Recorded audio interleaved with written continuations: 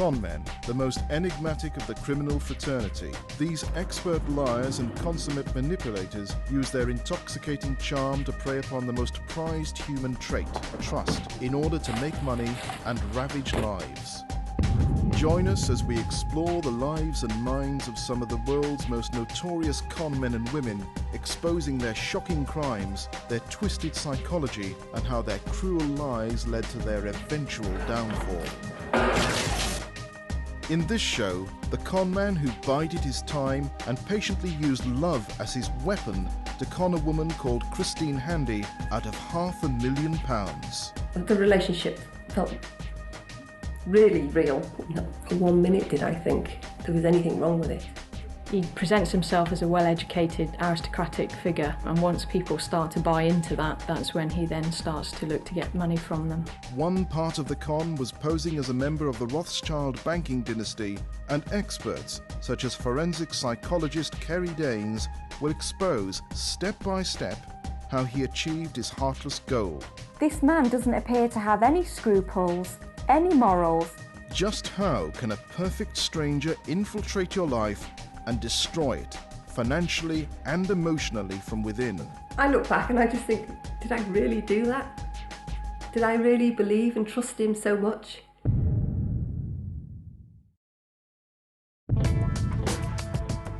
The 23rd of June 2003 was no different to any other Monday morning in Cheltenham for newly single mother of three Christine Handy.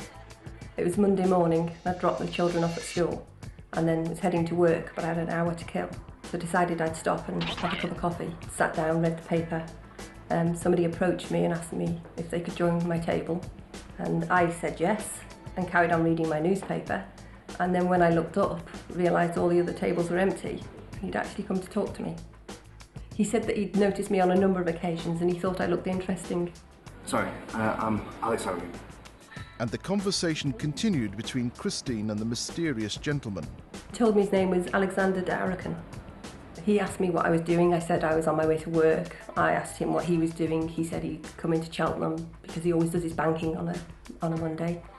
I asked him what he did for a living. He told me he was a financial consultant. I just took him at his word.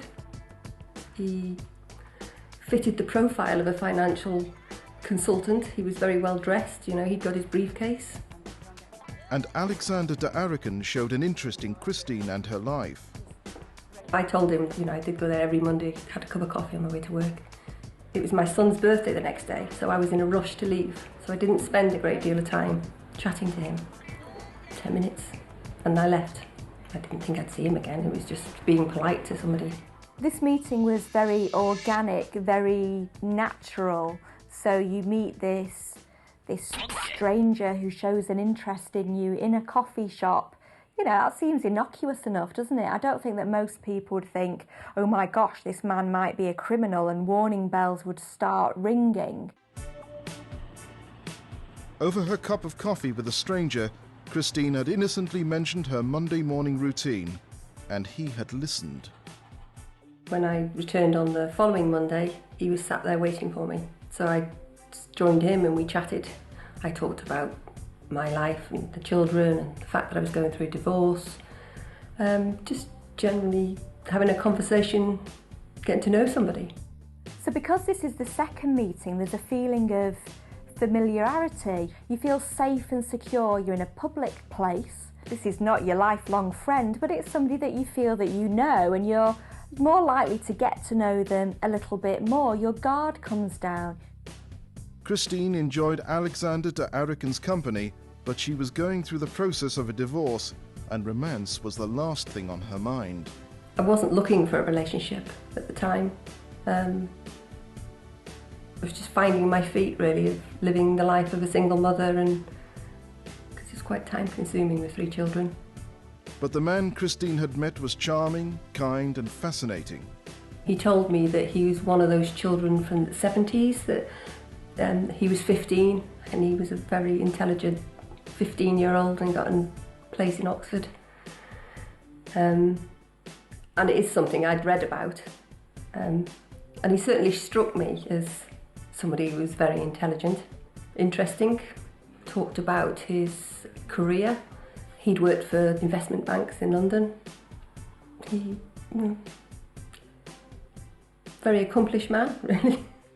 But the reality was the very accomplished man was actually a very accomplished con man. He's slowly and steadily dripping bits of information to her, so he's building up this mythology in a way that's really quite convincing.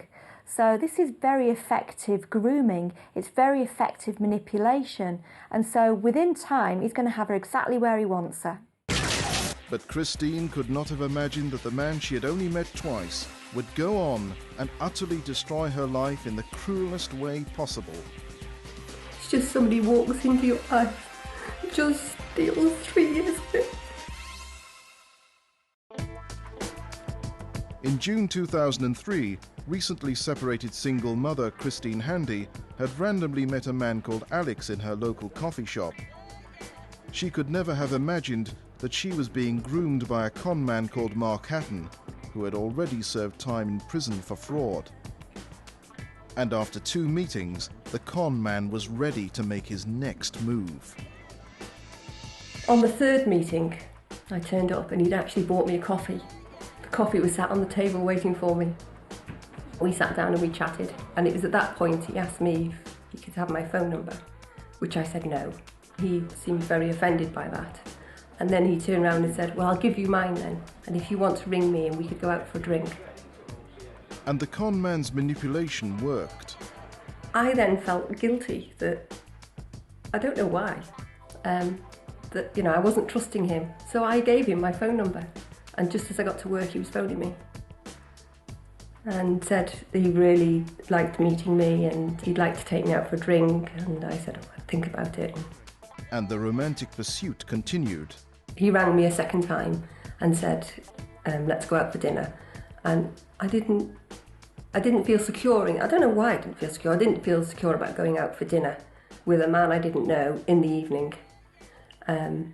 So I suggested that maybe we went out for lunch or a drink early evening. Christine had no idea she had arranged a date with a con man. On our first date, we went to a little wine bar in Cheltenham. It was in a basement and it was a summer evening. We were sat having a chat and he suddenly produced his passport, which I thought was very odd, and said, I brought this to show you. And the passport revealed Christine's date was a member of the Rothschild family. His name was Dr. Alexander Marc Alphonsus Nathaniel de Rothschild de Arakan Hatton. Quite a mouthful, isn't it? That's what's on his passport. The reality was the con man's name was Marc Hatton, and no one knows how he was able to obtain a passport with this fictional name. But he wanted Christine to believe that he was Alexander de Rothschild, a member of the illustrious banking dynasty. Little did Christine know, Marc Hatton's story was a tried and tested hook to draw his victims into his con.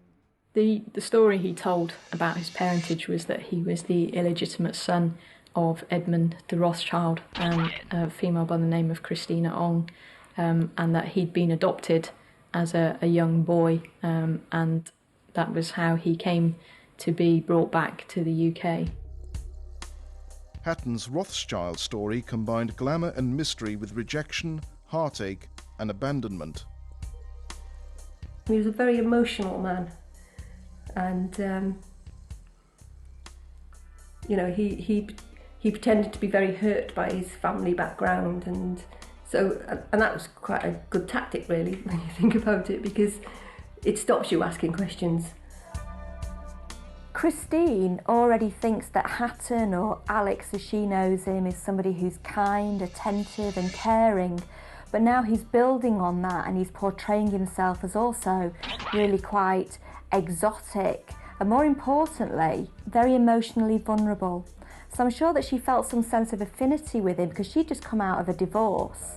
But by presenting this bogus backstory of himself, he really was making it more and more likely that he would be able to manipulate her and would eventually be able to take her money. Marc Hatton is in no way related to the Rothschild family, and despite the grand gesture with the passport, the Rothschild story was not the reason Christine was attracted to her date. Oh, he was very charming, and he was very kind, and he was very humble. Sorry, I'm smiling. I just find it hard to match the two together now. But I think that was the thing that I liked about him. He just seemed enormously kind. He practices what's known as sweetheart scams. And the sweetheart scam is any scam which revolves around making someone fall for you. And in a way, they're the cruelest scam because you end up, not only with an empty bank account, but with a broken heart as well. And Christine was hooked in by the conman. After their first date, many more followed. I saw him a lot. He phoned a lot. And that was a big part in our relationship, phone calls. I mean, he could ring 20 times a day. And they also spent more and more time together. So he'd come, we'd spend the day together. Children were in school, we'd spend the day together. We'd go out for lunch or... and then he'd sort of disappear for a couple of days. I've got to go to London, I've got some meetings, I need to get sponsorship for the London Business School. The reality was that Hatton was sowing the seeds of his con, combining romance with his talk of the London Business School. Christine Handy was unwittingly being groomed. A few months into the relationship, we were dating regularly. He'd met my children, we'd all gone to the cinema together. I met his sister for coffee. He'd met friends of mine. It just seemed like a normal relationship. The conman played the role of the perfect partner who had fallen head over heels for Christine. He was very full on. He'd never met a woman like me, and he loved me. He wanted me to be his wife. And I'm just thinking, well, this is going a bit fast. He was saying how much he wanted to get married and have a family of his own, and he never actually asked me. He never said, will you marry me? He just talked that we would get married. The conman had convinced Christine he loved her. Hatton was also pretending he had a place at the prestigious London Business School to do an MBA, but he was struggling to secure funding for the course. For quite a few months I'd been watching him going off to London, trying to get sponsorship for his London Business School, and he'd return back and he'd be deflated, he couldn't raise the money, and it just went on and on and on. And I think that started in September, so by the time we got to November, he just seemed completely flattened, and he was hoping to start the course in January. He was running out of time. Hand in hand with the fictional woes with the London Business School came another lie. A lie that implied once Alexander de Rothschild completed his MBA, the couple's future together would be bright. The story was that he'd been headhunted. This bank in Switzerland had offered him a job. He was sort of holding them back. He wasn't quite sure he wanted to go back into banking. The months rolled on. He took a few trips to Geneva, telling me he'd gone for interviews and to meet the board of directors, and they were very keen for him to join them. The job of a lifetime in Switzerland was dependent on the MBA at the London Business School. But the Rothschild rogue was claiming he could not secure funding to cover the fees. Marc Hatton had created a complex web of lies, and slowly but steadily had ensnared Christine. I think in the October I started to think, I really love this guy. I mean, he's just do anything for me, and he's so nice to me, and the kids seemed to like him when they did see him. He started then going on about how he wanted a family of his own, and I said I didn't want any more children. I was 38 at the time. I then started getting the tears of how he's obviously the illegitimate son of Edmund de Rothschild, so he's adopted, he doesn't have a real family. He wanted a family of his own, and the greatest gift I could give him was a child. The reality was there was another gift the conman wanted more than a child. It was then also the time that he said about I really need to get into the London Business School, can you help me? And he seemed to be really getting down about it, to the point that he would actually sit and just cry and saying it's so difficult. As soon as they realise that I'm a de Rothschild, they just assume I've got the money to do the course. I said, well, I wasn't in a position to help him because my divorce settlement hadn't finalised, but he knew it was all going on in the background. The passport, the Rothschild backstory, the job in Switzerland, the stories of the London Business School, and the endless I love yous over the past 6 months had led Christine to this point. This is what Marc Hatton had been working towards. He had put in the groundwork, and now he wanted to see a return, a £75,000 return. And I just said, I can't help you. And he said, but you could. And I said, I don't have any money. And he said, yeah, but you've got your house. I need the money. Well, I haven't got the money, I've told you that. Is there a way we can get funding for the house? Because we were going to be, at that stage, we were talking about getting married and he'd got this job in Switzerland. So you're going to have to sell your house in maybe a year or 2 years' time. So that's what I arranged to do. I put a charge on the house and lent him the money for the course. By the time I got the money to him, that was in the December of 2003. Everything seemed normal. Come the January, he started at London Business School. He'd have all his books and his suitcases and his computers. He never at any time enrolled on a course or paid for any courses at the London Business School. And on the bank statements you can clearly see that when that amount of money goes into his account, he then goes on a massive spending spree, buying lavish goods and designer clothes. Hatton spent every penny. But there was more money to be mined from Christine. And the cruel con man was not prepared to give up his sweetheart scam until he had taken everything. Now clearly for Christine Handy there were no warning signs that actually Hatton was just using her. When we're in love with somebody, what happens is the halo effect. You only see the good in your partner and you just ignore the bad things. But it's interesting that it wasn't just Christine that was taken in by Hatton. Her friends and her family also didn't think there was anything amiss with this gentleman, even though he didn't want to move in to live with her. Marc Hatton never moved in with Christine because he needed quiet to study for his fictional MBA. But he convinced Christine that he would live with her when they started a family together. At the time I'm thinking, I do love this man and we are going to get married. And, you know, he's only asking for what other people want when they're in a relationship. And I did have 3 children from my marriage. So I can't deny him the right to be a father if he's, you know, with husband and wife. So I did succumb to his manipulation. In March 2004, Christine discovered she was pregnant with the con man's child. The day I found out, I phoned him, thinking he was going to be really excited. I've got something really important to tell you. I'm pregnant. And there was just total silence. Alex, are you there? And I'm filled with dread because I'm thinking, but this is what he wanted. And I felt confused. And I said to him, but, you know, isn't this what you wanted? Oh, yeah, I'm just a bit stunned. I'm excited, yeah. He said, just wasn't expecting it, and covered his tracks, really, I now realise. And then he said, I'll come and see you. And I'm thinking, oh, he is pleased. Oh, good, at long last he is pleased. It took him 2 days to come and see me. And I was a bit taken aback. Why so long? Oh, I've just been so busy, and, you know, I've been thinking about it and trying to digest the fact that, you know, I'm going to be a father and we're going to have a family. We're having a baby. Whether Marc Hatton's wish for a baby with Christine was a bluff that got called will never be known for sure. But now pregnant, Marc Hatton cruelly had Christine in the most vulnerable position imaginable, and he would mercilessly take full advantage of that power. It would be 2 more years of heartless lies and empty promises before Christine's world would come tumbling down, and she would learn the shocking and sick truth about the father of her child.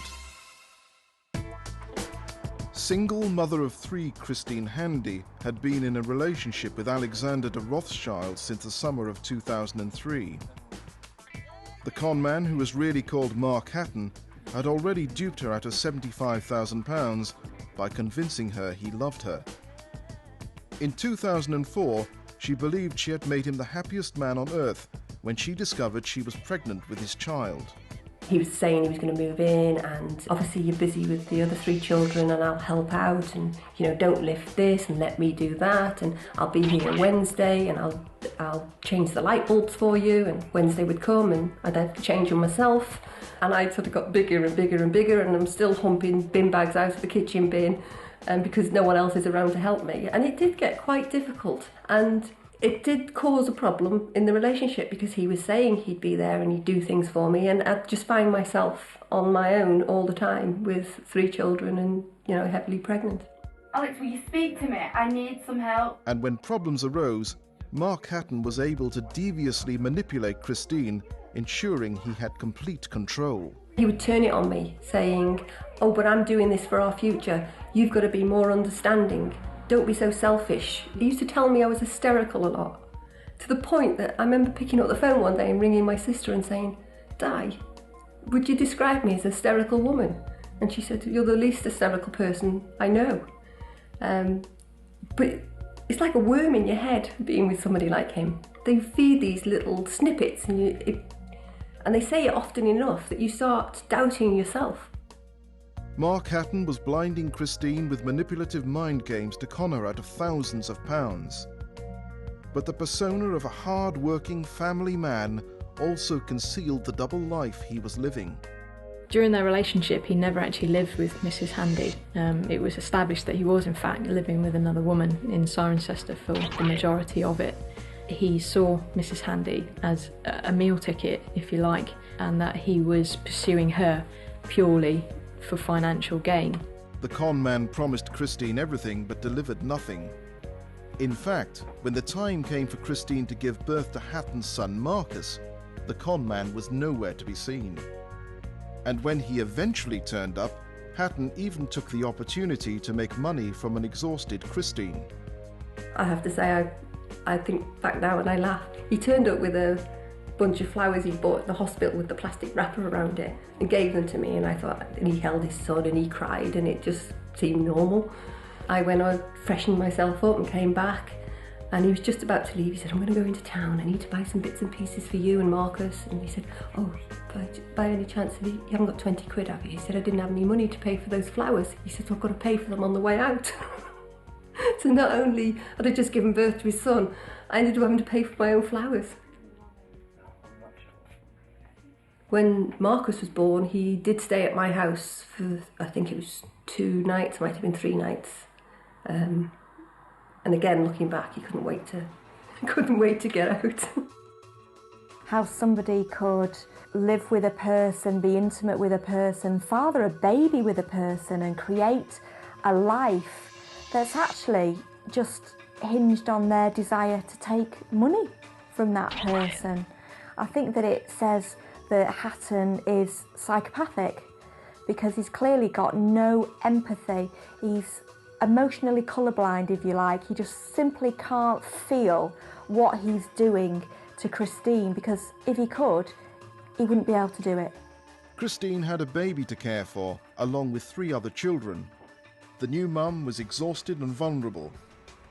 And Marc Hatton began the next stage of his con in June 2005. He turned up at the house, completely panic-stricken. He looked like a rabbit in the headlights. He was scared, he was emotional, very tearful. And I'm saying, "What's going on?" And he said, "They've hit me with a tax bill for £80,000. And he just went on and he was beside himself, and he said, "I really need you to help me." And I said, I can't raise that sort of money. And he said, "Well, there's no choice for it then, I'm going to have to leave the country." And I'm thinking, great, here I am with your son, and he's going to take off. I couldn't let it happen, It's sort of, I felt I had to help him, otherwise I didn't know what was going to happen. And I said I just couldn't raise that sort of money. I could get 50. And he said to me, which was reassuring, a little bit of reassurance, he could raise the other 30. Christine had previously loaned Hatton £75,000 back in the December of 2003 to cover the fees for his bogus MBA. Now, July 2005 saw her loan him a further £50,000 for his fictional tax bill. All the money was frittered away on luxuries and in designer shops. Throughout their relationship, Hatton had talked about moving to Switzerland with Christine. He then set about persuading Christine to sell her house, arguing that when he took up his Swiss banking job, they would need to move quickly, so it would be best if she lived in rented accommodation. He started talking about, he was going to sell his house and you should put yours on the market. And that filled me full of dread, because I'd got a newborn baby, and I'm just thinking, could I go through all the process of selling a house and moving somewhere else? But he kept saying it was important. He wanted to be able to leave very quickly. If I was in rented accommodation, we could just pack up and go. This is quite an interesting tactic on his part, because it's a kind of emotional hurrah, in the sense that the hurrah is where you get someone who's already invested to an extent to invest even more. And at this point, bear in mind, Christine really needs him to be telling the truth. The consequences of him being fake are too horrible to contemplate. So that's how he really plays the hurrah in this instance. It was then in the summer of 2005 that he convinced me it was time to put it on. And because I think we were supposed to be leaving in the January of 2006. So I sold the house, moved into Cirencester, and thinking, well, I got there in the August, so I'm thinking, a few months, come January, we'll be going off to Switzerland. The move into rented accommodation was temporary as far as Christine was concerned. Once again, Hatton's promises of moving in never materialised. But moving Christine away from the security of Cheltenham not only meant that she had sold her £500,000 home, it also meant that for the first time in their relationship, that Christine was truly at his mercy. He helped me choose the house, and the house is very remote. And of course, when you're living out there, your friends in Cheltenham are going to just pop in for a cup of coffee like they did here. The door was open, the kettle was on. So I suddenly became very isolated, which was ideal for him. And isolated, Marc Hatton set about conning the mother of his child out of more money. Now Christine had sold her house, she was sitting on a substantial lump sum, which Hatton was determined to get his hands on, this time using his financial advisor persona. On the 12th of September, there was £105,000 I wanted him to invest on my behalf with Pictet Bank. Well, his suggestion, Pictet Bank, because I'd never heard of them, but he was investing it anyway. But I still had some money left. I didn't give him everything. And on the 13th of September, I've discovered, only recently, that he'd actually gone and bought himself a brand new BMW with the money. Although twisted and inhumane, Marc Hatton had expertly manipulated Christine from their first meeting in 2003. Over 2 years later, and the villain had taken almost every penny from his prey with a string of empty promises and the unbelievable extreme of fathering a child simply to make his con believable. He told Christine Handy he'd secured a job with a Swiss bank and that they would be moving out as a family to Switzerland, but he couldn't tell her what bank it was, as it was top secret, until the news had been broken in the Financial Times. And so he again strung her another set of lies about this promise of a new life in Switzerland. At this point, Christine is really in an impossible situation. She's invested everything into this man. She's invested everything financially, but also she's very invested emotionally. She has a life with this man. She has a child with this man. She isn't going to want to lose him. She isn't wanting to take that risk. I look back and I just think, did I really do that? Did I really believe and trust him so much? I'd been jumping through these hoops that he'd set out for me to be a family and be with him, and yet nothing was materialising. All the things that he said he was going to do didn't happen. The move date to Switzerland of January 2006 came and went, with more excuses and lies, and Christine was left alone and isolated from her friends in Cheltenham. I think I got to my darkest point, that I just thought, what am I doing? What's going on? And I really felt that I was losing a grip on my life, reality. And I remember thinking, this has got to stop. And the only way I could bring it back into control was to actually go back to Cheltenham, be around my friends and family close by. And that's surprising that I I'd have the courage to just get up and go and take back control of my life. The relationship was becoming strained. Marc Hatton had taken almost everything from Christine, and she was seeing less and less of the conman. But believing the lies he had painstakingly spun over the last 3 years, Christine still believed their relationship was worth fighting for. I mean, obviously there were days I'd think to myself, what am I doing with him? And then other days I'd see the man that I'd met and think, well, that's why I'm with him and that's why we have a child together, and I was still prepared to, work at the relationship. But in June 2006, the conman made a catastrophic error by taking Christine to his brother's home, and Christine hit it off with Hatton's sister-in-law. I'd said to her, why don't you come and have coffee with me? Well, the next thing I know is Alexander's saying, why have you invited her here for coffee? And I said, well, because I like her. It seems a friendly thing to do, and, she's going to be my sister-in-law one day. I don't trust her. And he really didn't like it. And I said, well, she's coming. And I told him when she was coming, and then the day she was due, which is the day he'd normally be in London, about half an hour before she arrived, he turned up. He sat here the whole time. And at the time I just thought, that was a bit odd. Why are you here? I didn't mind him being here because he's my partner, but it just, again, was just something odd about it. And he didn't leave until she'd gone. I don't trust her. I had a huge row with him that night because he came round and said, I don't want her here. He was saying that they'd always had problems with her. And I said, you can't tell me who to choose as my friends. And, well, if you loved me and you respected me, you'd do what I ask. And in the end, he left. And I just thought, I'm going to have to phone her and say, look, there's an issue here. I don't know what's going on in your family, but I didn't want to make things worse. Little did Christine know that when she made that phone call to Hatton's sister-in-law later that week, her world would be utterly destroyed. Hi, Rosie, it's Christine. I rang and told her, which is when then she said to me, are you financially involved with him? Well, I hope you've not given him any money. Her words were, if he's a de Rothschild, then my husband's Mickey Mouse. And I'm just thinking, God, it's a real panic. And at that stage, he was supposed to have been in Geneva, so I couldn't talk to him about what she said. And I had to sit on this information she'd given me for 3 days. Marc Hatton's sister-in-law told Christine how he had already defrauded a woman in Italy as well as his own brother. I didn't know who to believe. And eventually he rang me saying he was back from Geneva, so I just put it to him what she'd said. And he just went berserk. I told you. She's a liar. How dare you? How can I trust you? You don't do what I tell you. And in the end, I didn't know what to believe. It was just, I just felt like in this constant state of panic. After that phone call, Christine didn't see the man who told her he was a de Rothschild. He disappeared, and she was left in limbo.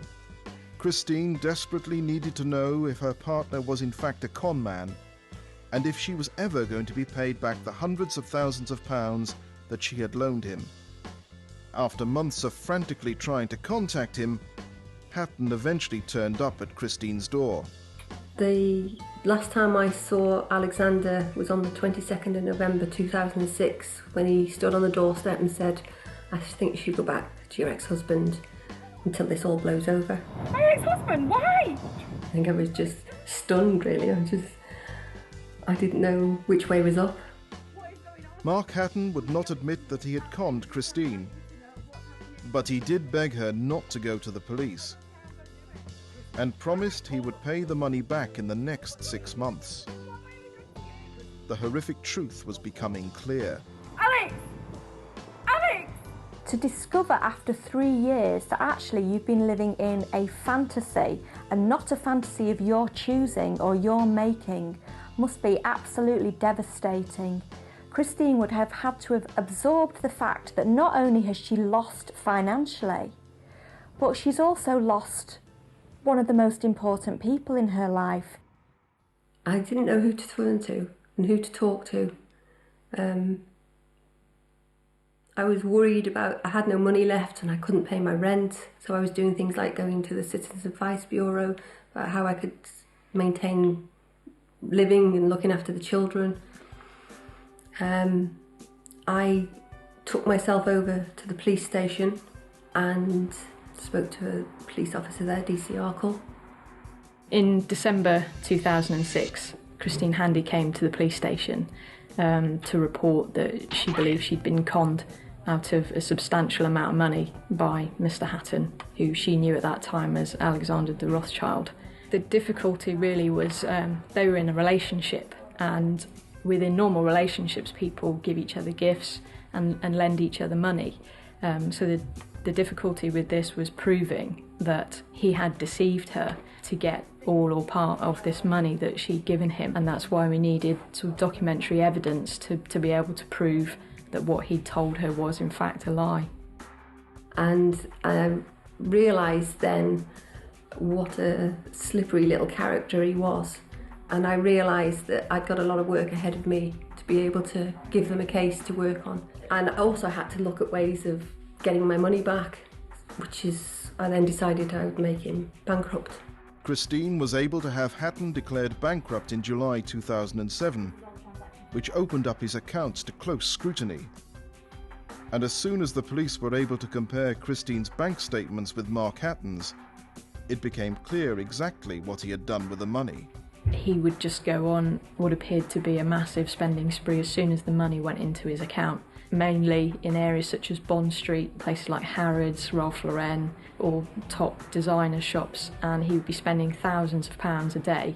And that pattern of spending would just continue until all of the money was gone and his account was once again in the red.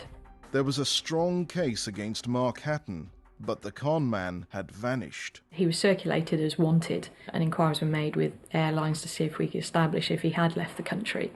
But at the same time, Mrs. Handy had set up a website called youbetrayedme.com, which I think she'd set up to warn other women of what had happened to her. Christine had been conned in the worst way imaginable, but she was not prepared to play the role of the victim. Rather than admit defeat, Christine Handy fought back. So I had to put my story out there to bring up his profile, so I could get some idea, if anyone saw him, they could notify me, to warn other women if he was doing the same thing in London or anywhere else. She wanted to actually get a little bit of control back. She wanted to be able to recuperate a bit of self-esteem, really. And so I imagine that that's why she went to the lengths that she did in order to fight back.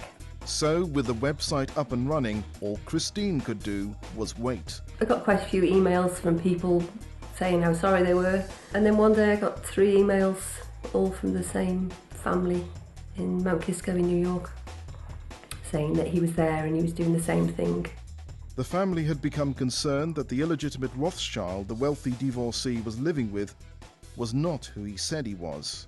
The son became suspicious about him and put his name into a search engine and found Mrs. Handy's website and contacted Mrs. Handy to tell her that this man was living with his mother in her very expensive home in New York. We informed the police where he was, and they said, right, we have to apply for an international arrest warrant and we have to apply for an extradition order, by which time he will have moved on. And that was not an option for Christine. She headed to New York with a friend for moral support. Armed with the bankruptcy papers, determined to confront the conman. When we arrived in New York, we arranged to meet Gil Alba, the private investigator who we'd employed to put him under surveillance.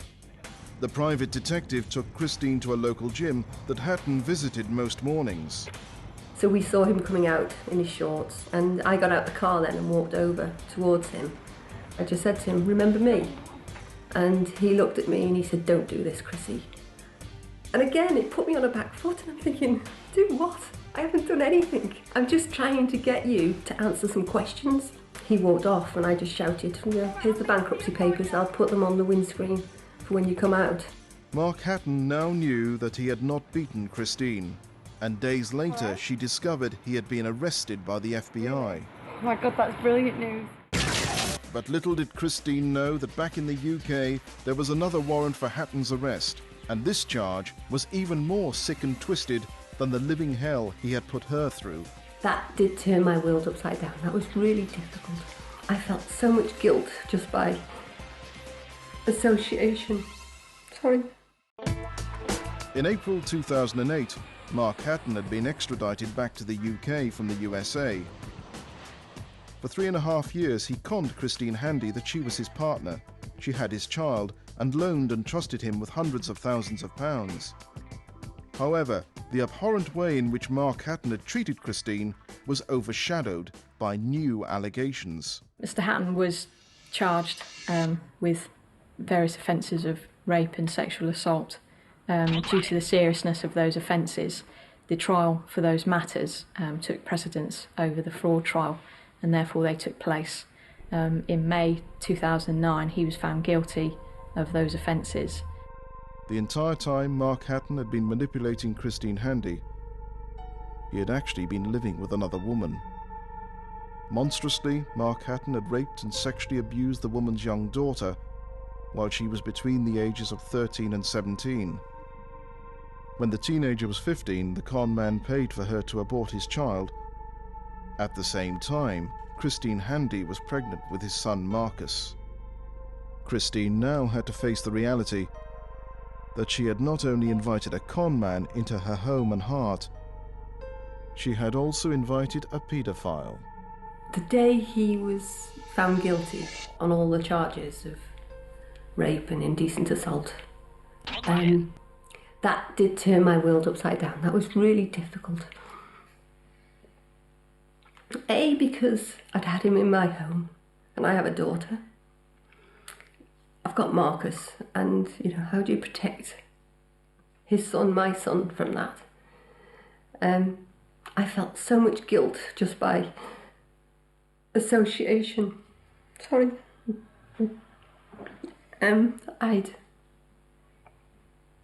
I'd taken him into my children's school. He used to come with me when I picked the children up.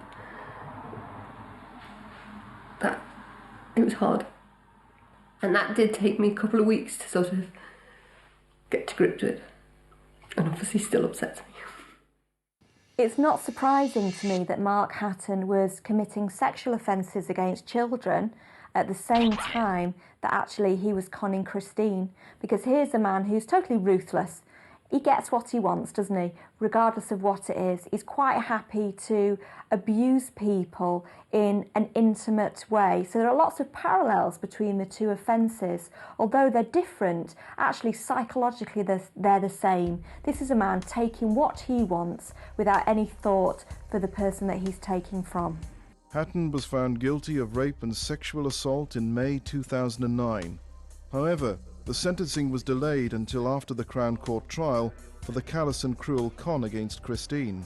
And in February 2010, the trial began, and Hatton was pleading not guilty. I was terrified of the thought of going to Crown Court, but at the same time, I realised that it was my chance to be able to stand up and say what was true. But it was the day that the jury went out to deliberate. I remember sitting outside the court thinking, oh my God, I'd fought so hard to bring him to justice, and if they didn't find him guilty, then all that effort, and that was a difficult moment. On the 16th of March 2010, the verdict came in. I just remember sitting there when the court clerk was asking them, how do you find him guilty on count one? I'm counting them 1, 2, 3, and it was just sort of like, oh my God. They'd found him guilty on all 7 counts of deception.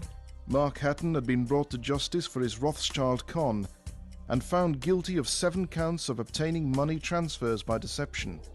On the 17th of March 2010, the monster was sentenced for all his crimes. The judge sentenced him 15 years for the rape and 3 years for the fraud, so he was to serve a total of 18 years. This sentence was bigger than we expected.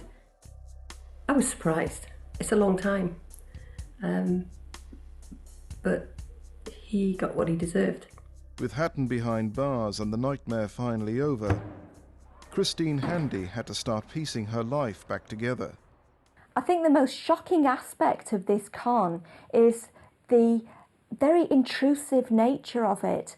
Not only has this man tricked his way into this woman's home, he's tricked his way into her wallet, and he's tricked his way into her heart.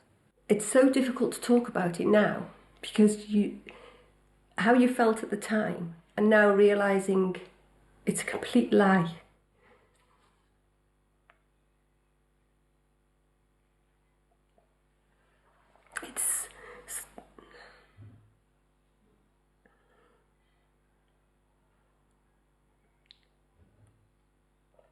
It's just somebody walks into your life, just steals 3 years of it.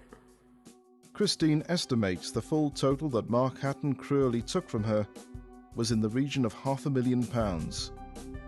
Since Hatton was declared bankrupt, Christine has only regained a tiny proportion of that money. But she did obtain one thing from him that she truly values. My son's the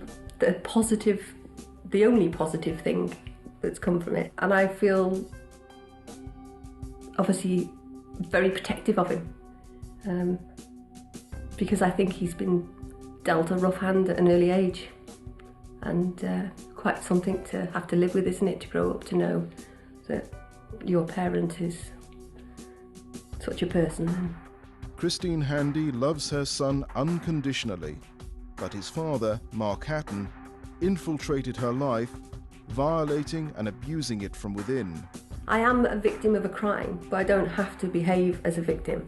I'm obviously less trusting, but at the same time, I'm determined it's not going to make me cynical and bitter.